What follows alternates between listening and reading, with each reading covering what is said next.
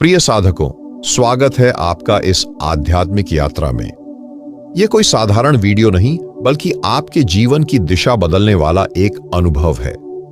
अगर आप सच में जानना चाहते हैं कि ईश्वर तक पहुंचने की पहली झलक कहां मिलती है, तो यह वीडियो आपके लिए है। मैं आपको एक ऐसे रहस्य से परिचित कराने जा रहा हूं जो सिर्फ किताबों में नहीं, बल्कि आपके अपने भीतर छिपा है। इसलिए इस वीडियो को अंत तक देखिएगा, क्योंकि यहां से आपकी साधना की एक नई शुरुआत होने वाली है। आप इस चैनल से जुड़कर एक परिवार का हिस्सा बनते हैं, जो आपको आत्मा की गहराई तक ले जाएगा। अब आइए बात करते हैं उस गूढ़ रहस्य की, जिसे ऋषियों, संतों और महापुरुषों ने सदियों से अनुभव किया है। उन्होंने पाया कि ईश्वर तक पहुंचने का पहला द्वार शून्यता है। यह शून्यता कोई नकारात्मक खालीपन नहीं, बल्कि वह दिव्य अवस्था है जहां मन शांत हो जाता है, इच्छाएं रुक जाती हैं और अहंकार घुल जाता है। जब तक मन का शोर है, हम भीतर की दिव्य आवाज को नहीं सुन सकते। लेकिन जैसे ही हम शून्य की ओर बढ़ते हैं, हमारे सामने एक नई दुनिया खुलती है। आप कल्पना कीजिए एक नदी की। अगर नदी का पानी गंदला हो तो उसमें अपना चेहरा नहीं दिखाई देता, लेकिन जब वही पानी शांत और स्वच्छ हो, तब प्रतिबिंब बिल्कुल साफ दिखाई देता है। हमारा मन भी ऐसा ही है। जब यह इच्छाओं और विचारों से गंदला हो, तब ईश्वर की झलक नहीं मिलती। लेकिन जैसे ही यह शांत और शून्य होता है, ईश्वर का प्रतिबिंब स्वयं प्रकट हो जाता है। भारतीय संतों ने हमेशा शून्यता को सर्वोच्च बताया। बुद्ध ने कहा कि निर्वाण वही है जहां मन पूरी तरह शांत हो जाता है। कबीर ने गाया, जब मैं था तब हरि नहीं, अब हरि है मैं नहीं। यह पंक्ति सीधी और सरल है, लेकिन इसका अर्थ गहरा है। जब तक मैं यानी अहंकार है, ईश्वर दिखाई नहीं देता। लेकिन जैसे ही मैं मिट जाता है, केवल ईश्वर ही शेष रह जाता है। आज की तेज रफ्तार जिंदगी में हम सब कुछ पाना चाहते हैं, धन, नाम, रिश्ते, सुख। लेकिन सच तो यह है कि जितना हम पाते हैं, भीतर का खालीपन उतना ही बढ़ता है। कारण यह है कि बाहरी चीजें तृप्त नहीं कर सकती। वे थोड़ी देर का आनंद देती हैं और फिर हमें और प्यासा बना देती हैं। लेकिन जब हम भीतर झांकते हैं, ध्यान करते हैं और शून्यता का अनुभव करते हैं, तब एक ऐसा सुख मिलता है जो कभी खत्म नहीं होता। शून्यता का अर्थ जीवन से भागना नहीं, बल्कि जीवन को गहराई से जीना है। यह वह अवस्था है जब हम विचारों और भावनाओं से चिपकना छोड़ देते हैं। जैसे आकाश में बादल आते और चले जाते हैं, वैसे ही विचार भी आते जाते रहते हैं, लेकिन आकाश हमेशा स्थिर रहता है। जब हम अपने भीतर उस आकाश को पहचान लेते हैं, तब हमें एहसास होता है कि यही शून्यता असली ईश्वर की पहली झलक है। ध्यान इसका सबसे सरल मार्ग है। जब आप आंखें बंद करके केवल सांसों पर ध्यान देते हैं, धीरे धीरे विचार शांत होते जाते हैं। फिर एक क्षण ऐसा आता है जब सब कुछ रुक जाता है। वही क्षण शून्य का अनुभव है, और वही क्षण ईश्वर की पहली झलक है। मनुष्य हमेशा खोज में रहता है। कभी वह बाहरी दुनिया में सुख ढूंढता है, तो कभी रिश्तों और वस्तुओं में स्थिरता खोजने का प्रयास करता है। लेकिन जितना वह बाहर भटकता है, उतना ही भीतर की प्यास गहरी होती जाती है। यही कारण है कि साधक जब अंतर्मुखी होता है, तब उसे एहसास होता है कि असली खजाना भीतर छिपा है। वही क्षण उसकी यात्रा की दिशा बदल देता है। शून्य का अनुभव पहली बार डरावना लग सकता है, क्योंकि हम हमेशा भरे रहने के आदी हैं, विचारों से, योजनाओं से, स्मृतियों से। जैसे ही भीतर खालीपन दिखता है, मन घबराता है। लेकिन साधक जिसने धैर्य से उस खालीपन को स्वीकार किया, उसने पाया कि यह तो दरअसल खालीपन नहीं, बल्कि सबसे बड़ा खजाना है। वहां ऐसी शांति है जो शब्दों में बयान नहीं की जा सकती। बुद्ध ने जब ज्ञान प्राप्त किया, तो उन्होंने बताया कि सच्चा आनंद किसी उपलब्धि में नहीं, बल्कि उस अवस्था में है जहां कुछ भी पाने की लालसा नहीं रहती। उस समय मन बिल्कुल स्थिर हो जाता है। यह स्थिरता ही शून्य है, और इसी में पहली बार दिव्यता की झलक मिलती है। कल्पना कीजिए एक दिए की। अगर उसके चारों ओर आंधी हो तो लौ कांपती है, बुझने के कगार पर पहुंच जाती है। लेकिन जब हवा रुक जाए, वातावरण शांत हो जाए, तब वही लौ स्थिर होकर पूरे कमरे को प्रकाशमान कर देती है। हमारा मन भी वैसा ही दिया है। जब तक परिस्थितियां, इच्छाएं और विचार हवा की तरह इसे हिलाते रहते हैं, तब तक भीतर की लौ अस्थिर रहती है। लेकिन जब साधक भीतर शांत हो जाता है, तब आत्मा की ज्योति पूरे अस्तित्व को रोशन कर देती है। यही कारण है कि सभी महान संतों ने जीवन की सबसे ऊंची अवस्था को रिक्तता कहा है। इस रिक्तता का अर्थ मृत्यु जैसा अंधकार नहीं है, बल्कि यह जीवन की सबसे ऊर्जावान स्थिति है। जब कोई साधक इस स्थिति को छूता है तो वह देखता है कि उसकी सारी सीमाएं टूट गई हैं। वह अब केवल शरीर या मन नहीं रहा, बल्कि एक असीम अस्तित्व बन गया है। आज के समय में यह अनुभव और भी जरूरी हो गया है। लोग तनाव, चिंता और असुरक्षा से जूझ रहे हैं। बाहरी साधन भले ही आराम दें, लेकिन आंतरिक बेचैनी को मिटा नहीं सकते। इसका समाधान केवल तब संभव है जब हम अपने भीतर उतरें और उस मौन को महसूस करें जिसे हम अक्सर नजरअंदाज कर देते हैं। जब आप बैठते हैं और गहरी सांसों को ध्यान से देखते हैं, धीरे धीरे मन का शोर थमता है। उसी क्षण आप एक ऐसे दरवाजे पर पहुंच जाते हैं जहां से शून्य का अनुभव शुरू होता है। और यही शून्य वह पहला संकेत है कि ईश्वर कहीं दूर नहीं, बल्कि आपके भीतर है। इस अवस्था को जिसने एक बार छू लिया, उसके लिए जीवन पहले जैसा कभी नहीं रहता। जब कोई साधक भीतर की यात्रा शुरू करता है तो उसे सबसे पहले अपने ही विचारों का सामना करना पड़ता है। मन निरंतर चलने वाली मशीन की तरह है। कभी अतीत की स्मृतियां, कभी भविष्य की योजनाएं, तो कभी इच्छाओं और डर का तूफान। यही हलचल इंसान को बाहर की ओर खींचती है और भीतर की शांति से दूर कर देती है। लेकिन जैसे ही वह धीरे धीरे इन विचारों का केवल साक्षी बनता है, एक नया अनुभव सामने आता है। उसे एहसास होता है कि वह विचार नहीं है, बल्कि उन विचारों को देखने वाला एक गवाह है। यही गवाह भाव शून्यता की ओर पहला कदम है। आपने देखा होगा कि आकाश में बादल चाहे कितने भी गहरे हों, चाहे कितनी भी आंधियां क्यों न चलें, आकाश स्वयं कभी प्रभावित नहीं होता। बादल आते हैं, छा जाते हैं और फिर विलीन हो जाते हैं, लेकिन आकाश की विशालता वैसी की वैसी बनी रहती है। मनुष्य का चेतन भी ठीक वैसा ही है। विचार बादलों की तरह आते जाते रहते हैं, लेकिन अगर साधक यह पहचान ले कि उसका वास्तविक स्वरूप तो उस आकाश जैसा है, तब उसके लिए शून्यता का द्वार खुल जाता है। यह पहचान केवल बौद्धिक नहीं होती, बल्कि अनुभव में उतरती है। ध्यान में जब व्यक्ति बैठता है और बिना रोक टोक सब कुछ घटित होते देखता है, तब अचानक एक क्षण आता है जब मन थक जाता है, विचार रुक जाते हैं और भीतर गहरी नीरवता छा जाती है। यह नीरवता किसी वस्तु जैसी नहीं, बल्कि एक जीवित उपस्थिति जैसी होती है। यही उपस्थिति ईश्वर की पहली झलक कहलाती है। शून्य में प्रवेश करना आसान नहीं, क्योंकि मन हमेशा किसी न किसी सहारे को पकड़ना चाहता है। उसे डर लगता है कि अगर सब कुछ छूट गया तो वह कहां जाएगा। लेकिन यही साहसिक छलांग साधक को अनोखी स्वतंत्रता देती है। जैसे बच्चा अपनी मां की उंगली छोड़कर पहली बार अकेले चलता है, वैसे ही साधक जब मन के सहारे छोड़ता है, तब वह शून्य में कदम रखता है और उस क्षण उसे एहसास होता है कि वही तो असली घर है। महापुरुषों ने इस अवस्था का अनेक बार वर्णन किया है। शंकराचार्य ने इसे आत्मा की पहचान कहा, सूफी संतों ने इसे फना कहा और बुद्ध ने इसे निर्वाण।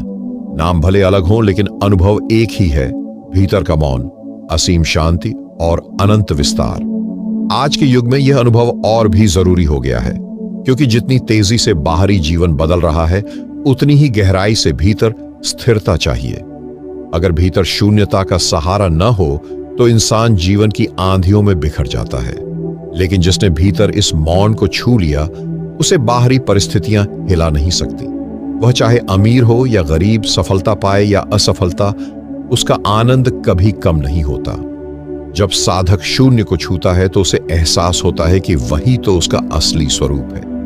वह अब केवल शरीर या मन नहीं रहा, उसने भीतर वह रोशनी देख ली है जो हमेशा से वहां थी, बस विचारों की धूल से ढकी हुई थी। यही पहचान साधक को बदल देती है और उसके जीवन का हर क्षण प्रार्थना बन जाता है। जीवन की सबसे बड़ी विडंबना यही है कि हम बाहर जितना दौड़ते हैं, भीतर उतना ही खोखलापन बढ़ता जाता है। इंसान हमेशा यह सोचता है कि शायद अगली उपलब्धि, अगला संबंध, अगला सुख उसे पूर्णता दे देगा।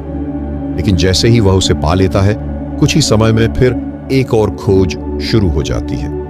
यही अंतहीन दौड़ मनुष्य को थकाती है और उसे भ्रम में रखती है। लेकिन जिस क्षण साधक भीतर मुड़ता है और शून्य का स्वाद लेता है, उसे समझ आता है कि वास्तविक पूर्णता किसी वस्तु से नहीं, बल्कि उस मौन से आती है जो हर क्षण उसके भीतर धड़क रहा है। शून्यता को केवल दार्शनिक विचार के रूप में समझना पर्याप्त नहीं है, इसे जीवन में अनुभव करना आवश्यक है। जब आप आंखें बंद करते हैं और अपने भीतर की हलचलों को देखना शुरू करते हैं, तो आप पाएंगे कि मन निरंतर भाग रहा है। कभी अतीत की यादें खींच लेती हैं, कभी भविष्य की कल्पनाएं बांध लेती हैं। लेकिन जब आप धैर्य रखते हैं और केवल देखने का अभ्यास करते हैं, तब अचानक एक क्षण आता है जब यह भाग दौड़ थमने लगती है। वही क्षण साधक के जीवन का सबसे पवित्र क्षण होता है, क्योंकि वहीं से ईश्वर की झलक शुरू होती है। इस शून्यता में प्रवेश करना आसान नहीं है। मन डराता है, कहता है कि अगर सब कुछ छोड़ दिया तो कुछ भी नहीं बचेगा। लेकिन सच्चाई यह है कि जब हम सब कुछ छोड़ते हैं, तभी सब कुछ पाते हैं। ये उसी तरह है जैसे मुट्ठी कसकर बंद करने से हवा नहीं पकड़ी जा सकती, लेकिन जैसे ही हाथ खोलते हैं, पूरा आकाश उसमें समा जाता है। संतों ने इस सत्य को बार बार समझाया है। कबीर ने कहा, पोथी पढ़ी पढ़ी जग मुआ, पंडित भैया न कोय, ढाई आखर प्रेम का, पढ़े सो पंडित होए। यहां प्रेम का अर्थ केवल भावनाओं का प्रेम नहीं है, बल्कि वह करुणा है जो शून्यता से जन्म लेती है। जब अहंकार मिटता है, तब भीतर केवल प्रेम बचता है। यही प्रेम ईश्वर का पहला रूप है। शून्यता का अनुभव साधक को भयमुक्त कर देता है। मृत्यु का डर खत्म हो जाता है, क्योंकि उसे अनुभव हो जाता है कि जो असली है वह कभी नष्ट नहीं हो सकता। शरीर मिट सकता है, विचार बदल सकते हैं, लेकिन भीतर का मौन हमेशा शाश्वत रहता है। यही पहचान जीवन को उत्सव में बदल देती है। आज के युग में लोग तनाव से भागने के लिए अनेक उपाय ढूंढते हैं। मनोरंजन, यात्राएं, नशा या रिश्तों पर निर्भरता। लेकिन ये सब क्षणिक सहारे हैं। असली सहारा तभी मिलता है जब हम भीतर की गहराइयों को छूते हैं। जब साधक शून्य में उतरता है, तो उसे एहसास होता है कि सारी बेचैनी केवल मन की थी, अस्तित्व तो हमेशा शांत था। इस अवस्था में पहुंचकर व्यक्ति दुनिया में रहता है, लेकिन दुनिया उसे बांध नहीं पाती। वह कार्य करता है, जिम्मेदारियां निभाता है, लेकिन भीतर उसकी आत्मा पूर्ण स्वतंत्र रहती है। यही स्वतंत्रता ईश्वर की पहली झलक है, और यही वह ऊर्जा है जो जीवन को रोशनी से भर देती है। मन की आदत है लगातार पकड़ने की। कभी वह यादों को थामे रहता है, कभी भविष्य की उम्मीदों को, और कभी अपने बारे में बनाई हुई छवियों को। लेकिन जैसे ही कोई साधक इस पकड़ को ढीला करता है, उसके भीतर एक अनोखी हल्कापन जन्म लेता है। यह हल्कापन शून्यता की देन है। वहां बोझ नहीं होता, न किसी उपलब्धि का दबाव और न ही किसी असफलता का दुख। यह अनुभव उस क्षण मिलता है जब हम अपने विचारों और भावनाओं के साथ जुड़ना छोड़ देते हैं। शून्यता कोई दूर की चीज नहीं, यह तो हमारे बहुत निकट है। समस्या यह है कि हमारा ध्यान हमेशा बाहर की ओर भागता रहता है। हम अपने भीतर जो हो रहा है उसे देखने की कला भूल गए हैं। साधना का अर्थ केवल यही है कि हम उस मौन को महसूस करना शुरू करें जो हमेशा मौजूद है। यह मौन किसी विशेष प्रयास से नहीं आता, बल्कि तब प्रकट होता है जब हम रुकना सीख जाते हैं। कई बार लोग सोचते हैं कि भीतर का खालीपन उन्हें उदास कर देगा, लेकिन सच इसके उलट है। जब साधक वास्तव में रिक्त होता है, तब वहां से एक अवर्णनीय आनंद उमड़ता है। यह आनंद बाहरी वस्तुओं पर निर्भर नहीं करता, यह भीतर से फूटता है, जैसे झरना पहाड़ों से निकलकर बहता है। यही कारण है कि जिन्होंने इस अनुभव को छू लिया, वे हमेशा प्रसन्न दिखाई देते हैं। उनकी मुस्कान परिस्थितियों की देन नहीं होती, बल्कि भीतर के शून्य की महक होती है। यह स्थिति व्यक्ति को अत्यधिक संवेदनशील भी बना देती है। जब अहंकार टूटता है और मन शांत होता है, तो साधक हर छोटे से छोटे जीव की पीड़ा महसूस करने लगता है। करुणा उसके जीवन का स्वाभाविक हिस्सा बन जाती है। यह करुणा किसी नैतिकता से नहीं आती, बल्कि उस मौन की गहराई से जन्म लेती है। यही करुणा ईश्वर का वास्तविक स्वरूप है। जीवन में समस्याएं सबके पास हैं, लेकिन जिन्होंने शून्यता का स्वाद चखा है वे उन समस्याओं से दबते नहीं। उनके भीतर एक अटूट स्थिरता रहती है। जैसे समुद्र की सतह पर लहरें उठती गिरती हैं, लेकिन गहराई में सदा शांति रहती है। साधक जब भीतर उस गहराई तक पहुंच जाता है तो बाहरी उतार चढ़ाव उसे विचलित नहीं करते। यह अनुभव केवल ध्यान तक सीमित नहीं रहता, धीरे धीरे यह जीवन के हर पल में उतरने लगता है। साधक चलते समय भी उसे महसूस करता है, बोलते समय भी और दूसरों से मिलते समय भी। वह जान लेता है कि उसके भीतर की चुप्पी ही उसका वास्तविक घर है। यही घर उसे सुरक्षित रखता है और वही घर ईश्वर की झलक दिखाता है। अंततः शून्यता कोई साधना का अंतिम पड़ाव नहीं, बल्कि शुरुआत है। जब साधक इसे पहचान लेता है तब उसके लिए नए आयाम खुलते हैं। उसे समझ आता है कि यही मौन सृजन का स्रोत है। सारी प्रार्थनाएं, सारे मंत्र और सारी साधनाएं अंततः इसी अनुभव की ओर ले जाती हैं। जो इस बिंदु तक पहुंच गया उसके लिए संसार एकदम अलग हो जाता है। वही संसार, लेकिन पूरी तरह नई दृष्टि से देखा हुआ। जब साधक शून्यता की अवस्था को आत्मसात करना शुरू करता है तब उसके भीतर गहरा परिवर्तन होने लगता है। वह पहचान लेता है कि वास्तविक शक्ति उस स्थान पर है जहां कुछ भी नहीं है। वहां न कोई विचार बंधन में डालता है, न कोई स्मृति उसे खींचती है। इस अनुभव से उसका जीवन एकदम सहज बन जाता है। वह देखता है कि जो पहले कठिनाई लगती थी वह अब मात्र एक लहर बनकर आती है और शांति में विलीन हो जाती है। यही कारण है कि शून्य को समझने वाला व्यक्ति कभी थकता नहीं, क्योंकि उसका मन अब बोझ उठाना छोड़ देता है। दुनिया में अधिकांश लोग निरंतर कुछ पाने की दौड़ में लगे रहते हैं। कोई धन इकट्ठा कर रहा है, कोई प्रतिष्ठा, तो कोई रिश्तों में अपेक्षा से भरा हुआ है। लेकिन यह सब केवल अस्थायी संतोष देता है। साधक जब शून्यता का अनुभव करता है तो उसे समझ आता है कि वास्तविक संपत्ति भीतर ही छिपी हुई है। बाहरी वस्तुएं केवल क्षणिक सुख देती हैं, लेकिन शून्य का स्पर्श अनंत शांति देता है।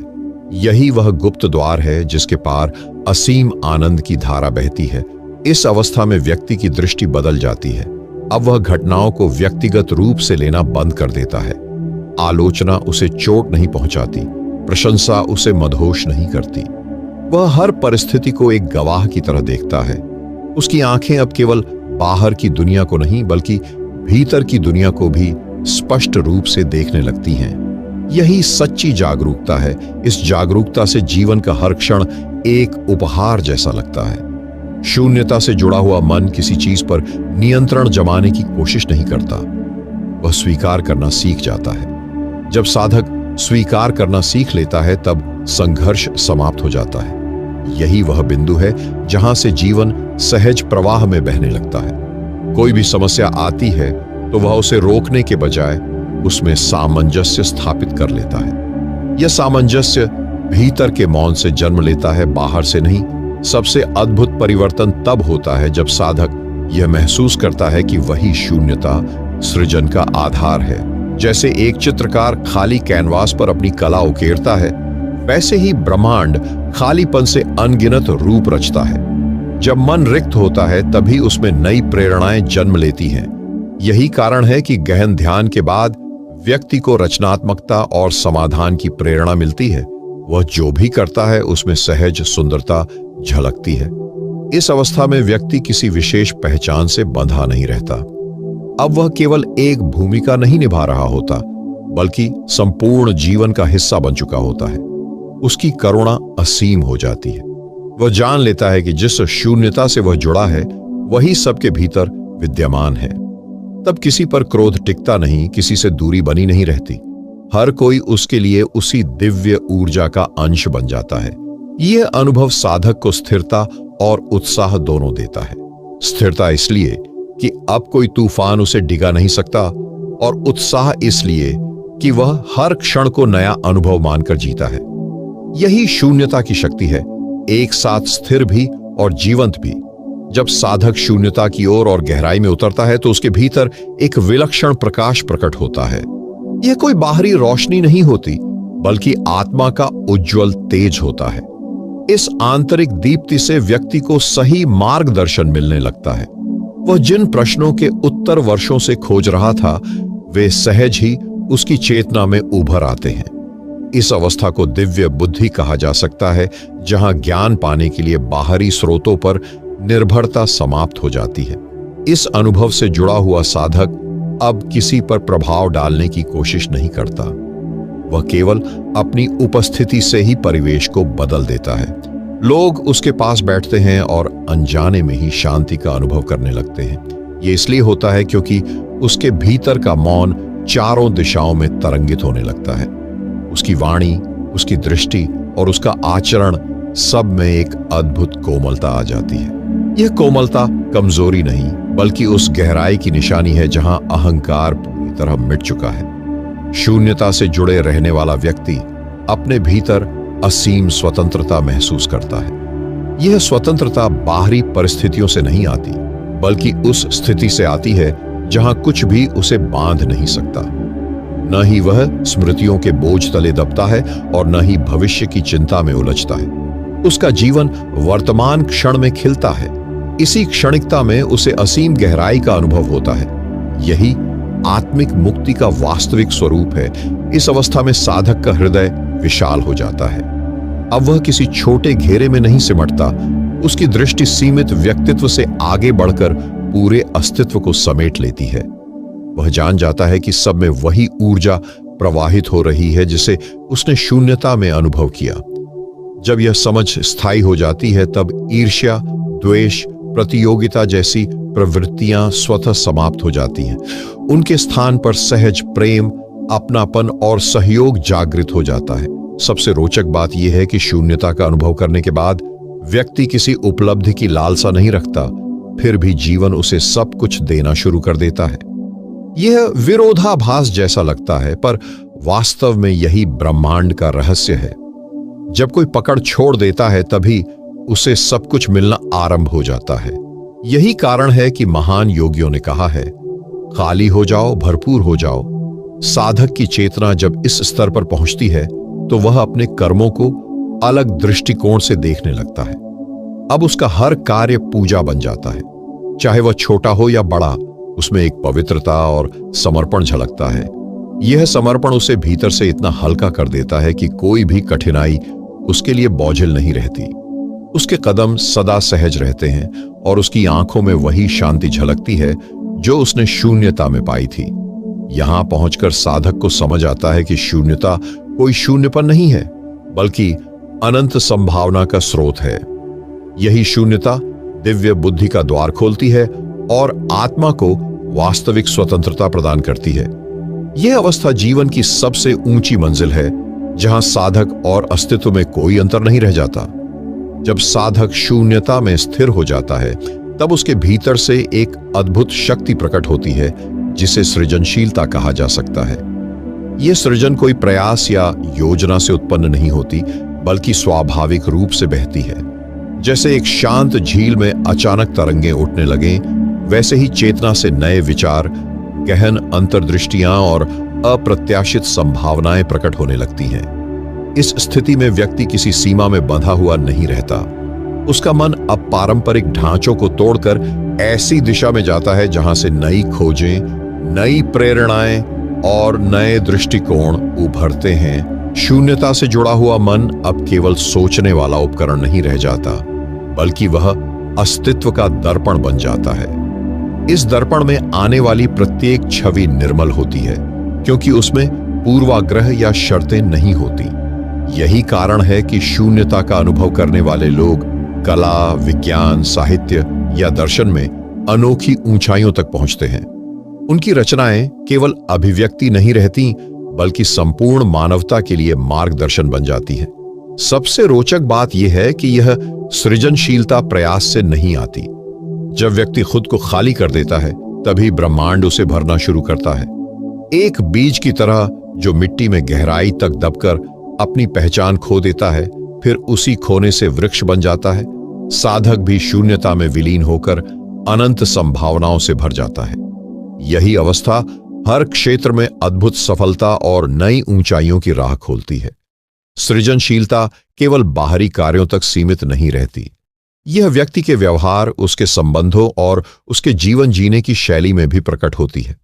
अब वह छोटी छोटी बातों में भी नवीनता देखता है। एक साधारण क्षण भी उसके लिए प्रेरणा का स्रोत बन जाता है। उसकी दृष्टि इतनी बदल जाती है कि सामान्य जीवन भी असाधारण लगने लगता है। यही परिवर्तन दूसरों को भी छूता है और समाज में नई ऊर्जा भर देता है। जब शून्यता के स्रोत से सृजन आता है, तब उसमें सहजता और सहज बुद्धि का संयोग होता है। ऐसी रचनाएं कभी थकान नहीं लाती, क्योंकि वे अहंकार से उत्पन्न नहीं होती। उनमें ब्रह्मांड की लय छिपी होती है और यही कारण है कि वे सदियों तक जीवित रहती हैं। महान संतों के वचन, ऋषियों के सूत्र या कवियों की गहराई इसी सृजनशील शून्यता का परिणाम होती है। जीवन के इस स्तर पर व्यक्ति को समझ आता है कि वास्तविक शक्ति खोजने या पाने से नहीं आती, बल्कि खाली होने से आती है। वह जितना अधिक खाली होता है, उतना अधिक उसका जीवन भरता जाता है। उसकी रचनात्मकता किसी लक्ष्य या स्वार्थ के लिए नहीं होती, बल्कि स्वतः प्रवाहित होती है। यही प्रवाह उसे ब्रह्मांड के साथ एक कर देता है। इस अवस्था में साधक देखता है कि जीवन स्वयं एक काव्य है, स्वयं एक संगीत है। उसे केवल मौन होकर सुनना है, केवल शून्य बनकर देखना है। और जब वह ऐसा करता है तो जीवन का हर क्षण उत्सव बन जाता है। यही शून्यता से उत्पन्न सृजनशीलता का परम रहस्य है। जब कुछ भी चाहा नहीं जाता, तब सब कुछ प्रकट हो जाता है। जब साधक शून्यता के गहरे अनुभव में उतर जाता है, तब उसके भीतर एक नई धारा बहने लगती है। यह धारा करुणा की होती है। करुणा केवल भावनाओं का हिस्सा नहीं है, बल्कि वह अस्तित्व की सच्चाई है।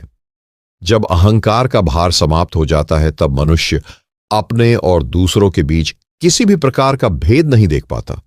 उसे लगता है जैसे हर व्यक्ति उसकी ही तरह है, हर पीड़ा उसकी ही पीड़ा है और हर मुस्कान उसकी ही मुस्कान है। यही अनुभूति करुणा की जड़ है। करुणा का उदय होने पर साधक का व्यवहार सहज रूप से बदल जाता है। अब वह दूसरों की मदद करने के लिए किसी विशेष कारण या स्वार्थ से प्रेरित नहीं होता, बल्कि उसका हृदय स्वयं उस दिशा में प्रवाहित होता है। जैसे फूल बिना किसी शर्त के अपनी सुगंध बांटता है, वैसे ही करुणामय व्यक्ति अपनी ऊर्जा, अपना समय और अपना स्नेह सबके लिए सहजता से दे देता है। उसका प्रेम अब सीमित नहीं रहता, बल्कि हर जीव तक फैलने लगता है। शून्यता से उत्पन्न यह प्रेम साधारण आकर्षण या मोह नहीं है। यह प्रेम शुद्ध, निस्वार्थ और व्यापक है। इसमें लेने का भाव नहीं, केवल देने का भाव होता है। करुणा का यह रूप इतना शक्तिशाली होता है कि वह केवल व्यक्ति के जीवन को ही नहीं, बल्कि आसपास के वातावरण को भी बदल देता है। जहां ऐसा व्यक्ति रहता है, वहां लोगों को सहज शांति और विश्वास महसूस होता है। उसकी उपस्थिति ही दूसरों के लिए औषधि बन जाती है। सबसे महत्वपूर्ण यह है कि करुणा कोई अभ्यास से पैदा नहीं होती। यदि कोई करुणामय बनने की कोशिश करता है, तो वह कृत्रिम हो जाता है। करुणा केवल तभी आती है जब भीतर शून्यता प्रकट होती है। जब मन से अहंकार और स्वार्थ मिट जाता है, तब हृदय अपने वास्तविक स्वरूप में खुलता है और उसी से करुणा का झरना बहता है। यह स्थिति साधक को पूरे ब्रह्मांड से जोड़ देती है। करुणा का अनुभव होने पर व्यक्ति समझता है कि सच्ची शक्ति दूसरों को जीतने में नहीं, बल्कि उन्हें अपनाने में है। अब वह प्रतियोगिता, द्वेष और संघर्ष से मुक्त होकर संभव में जीने लगता है। उसका जीवन संदेश बन जाता है कि प्रेम ही वह सेतु है जो सबको जोड़ सकता है। इसी कारण सभी महान संतों और महापुरुषों ने करुणा को साधना का सर्वोच्च फल कहा है। जब करुणा भीतर से उमड़ती है, तब व्यक्ति को दूसरों की भलाई में आनंद मिलता है। वह देखता है कि असली सुख देने में है, बांटने में है। उसकी नजर अब व्यक्तिगत उपलब्धियों से हटकर सामूहिक कल्याण की ओर लग जाती है। यही कारण है कि करुणामय व्यक्ति समाज में प्रकाश स्तंभ बन जाता है। लोग उससे प्रेरणा लेते हैं और उसके जीवन से अपने जीवन का मार्ग खोजते हैं। करुणा और प्रेम का यह स्वरूप शून्यता का सबसे सुंदर उपहार है। यही वह अवस्था है जहां व्यक्ति स्वयं को और संसार को एक ही धागे से बंधा हुआ देखता है। यही समझाता है कि जब हम शून्य बनते हैं, तब हमें केवल शांति और ज्ञान ही नहीं मिलता, बल्कि ऐसी करुणा भी मिलती है जो संपूर्ण मानवता के लिए अमृत बन जाती है। प्रिय साधकों, आप सभी का हृदय से स्वागत है। यदि अब तक की यह आध्यात्मिक यात्रा आपको थोड़ी भी प्रेरणा दे रही हो, तो आप इस चैनल से जुड़े रहिए ताकि हम सब मिलकर आत्मज्ञान और साधना के इस मार्ग पर आगे बढ़ सकें। आपका सहयोग और उपस्थिति ही इस साधना को जीवंत बनाती है। आइए हम साथ मिलकर अपने भीतर उस गहराई को खोजें जहां वास्तविक शांति और आनंद छिपा है। जय गुरुदेव। अब जब हम इस पूरी यात्रा के अंतिम पड़ाव पर हैं, तो यह समझना अत्यंत आवश्यक है कि शून्यता केवल एक अनुभव नहीं बल्कि संपूर्ण जीवन की शैली है। जब व्यक्ति स्वयं को रिक्त कर देता है, तब उसके भीतर हर क्षण नया जन्म होता है। अब वह अतीत के बोझ और भविष्य की चिंता से मुक्त होकर वर्तमान की पूर्णता में जीता है। वर्तमान ही उसका घर बन जाता है और यही घर उसे सब कुछ प्रदान करता है। शून्यता में प्रवेश करने का अर्थ है अहंकार का त्याग, सीमाओं का विसर्जन और आत्मा की असली रोशनी को पहचानना। जब साधक इस अवस्था तक पहुंचता है तो उसे लगता है जैसे पूरी सृष्टि उसके भीतर है। अब न कोई दूरी बचती है, न कोई अलगाव। सब कुछ एक ही चेतना का विस्तार प्रतीत होता है। यह अनुभव इतना अद्वितीय होता है कि शब्दों में बांधा नहीं जा सकता। इस अवस्था में व्यक्ति को बाहरी वस्तुओं के पीछे भागने की आवश्यकता नहीं रहती। उसके भीतर ही ऐसी संपदा खुल जाती है जो कभी समाप्त नहीं होती। वह देखता है कि सच्ची समृद्धि वस्तुओं में नहीं बल्कि भीतर की गहराई में है। इस समझ से जीवन का हर कार्य पूजा बन जाता है और हर श्वास साधना। जब साधक इस गहन स्थिति को धारण करता है तो उसका जीवन दूसरों के लिए भी प्रकाश फैलाने लगता है। उसकी उपस्थिति से ही वातावरण में ऊर्जा और संतुलन का संचार होता है। लोग उसके पास बैठकर सहज शांति अनुभव करते हैं। यही वह स्थिति है जहां व्यक्ति स्वयं को शून्य बनाकर सब कुछ पा लेता है। यह यात्रा हमें यह सिखाती है कि त्यागने से ही पाने का द्वार खुलता है। जब हम छोड़ते हैं तभी हमें मिलता है। जब हम खाली होते हैं तभी जीवन हमें भर देता है। यही ब्रह्मांड का रहस्य है, यही आत्मा का संगीत है, यही शून्यता की शक्ति है। प्रिय साधकों, यह मार्ग कठिन नहीं है बल्कि सरल और सहज है यदि हम अपने भीतर झांकने का साहस करें। आपको केवल एक निर्णय लेना है, स्वयं को पहचानने का। एक बार जब यह निर्णय ले लिया जाए तो हर क्षण आपका सहायक बन जाता है। तो आइए इस अद्भुत साधना की ओर बढ़ें और स्वयं को उस अवस्था में ले चलें जहां कोई भय, कोई चिंता और कोई अभाव नहीं रहता। यही सच्ची उपलब्धि है, यही जीवन का असली उत्सव है। शून्य बनो और देखो, संसार तुम्हें सब कुछ समर्पित कर देगा। जय गुरुदेव।